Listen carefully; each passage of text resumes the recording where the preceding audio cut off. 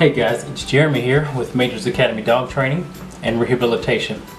And I want to explain to you guys the prong collar and how to use it.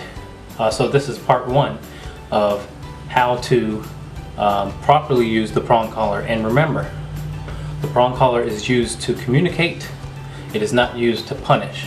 Okay, so we are creating a good conversation with any tool that we use.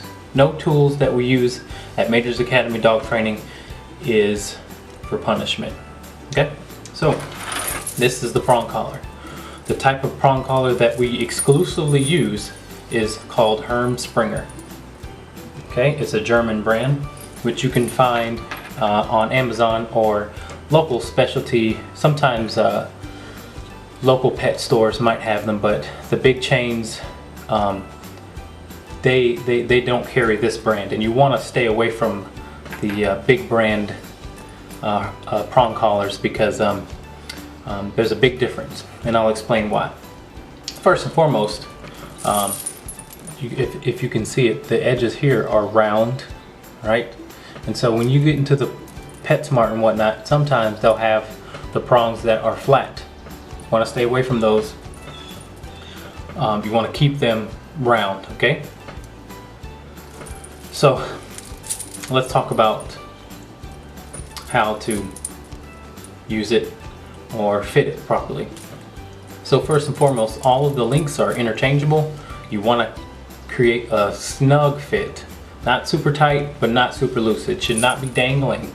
It should be up as high as possible behind the ears, right, and behind the head. It should just sit. It should not be falling. Okay, so we don't want it super tight, but we don't want it super loose to where it's like jewelry. Okay, it'll give you much easier time to walk your dog. All right. So all of the links are interchangeable, so that you can definitely take them out really easily. Okay, just like this. All right, and then you can put them back in or put it back. They do have easy clip prong collars where they'll have something like a fasten or a clip that you can easily unfasten it. But to take it off your dog, you're going to just have to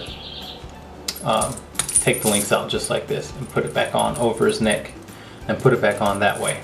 So anyway, how the prong collar works is it applies pressure on all around the dog's neck, as opposed to the choke chains that only apply pressure to the throat area. Not good. You want the prong collar because it evenly distributes pressure, right? And it really helps with the walk as far as dogs that pull. Okay, so you just want to make sure first and foremost that it fits well and that you're using it correctly. Always ease into it, okay? Because some dogs are more sensitive than others, and you want to cater to how sensitive they are to it. Okay, some dogs won't even feel it with a little pressure, but some dogs will. So be careful with how much pressure you are applying. Really cater to your dog's sensitivity when introducing the prong collar to a dog. Okay, so I want to show, this is for little dogs. They have prong collars for little dogs as well. Same brand, Herm Springer, which you can find on Amazon. So according to your dog's size, they have one for medium, they have ones for small, and ones for larger dogs. This would be a small one, and this would be a medium. Okay. Also, a quick little tip here. This ring is where your leash goes and gets clasped. Okay, and this ring here is the dead ring where, for safety reasons, we always attach a carabiner to this, and then the other end of the carabiner will be for your dog's collar.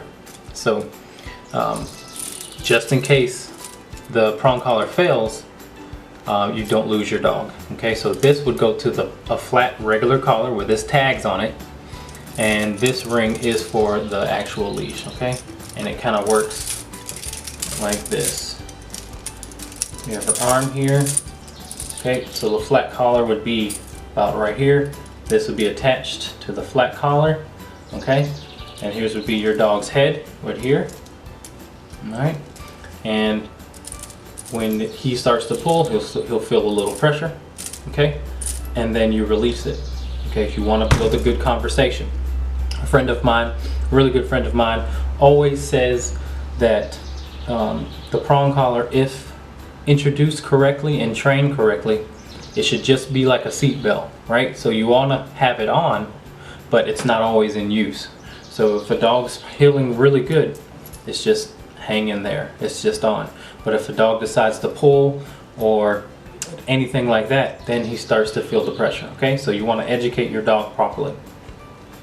All right, folks, this is part one of introducing your dog to the prong collar. Just wanted to show you guys the functionality of it and explain it, so hopefully you have a better understanding of the prong collar. Stay tuned for part two. Thanks for watching, guys.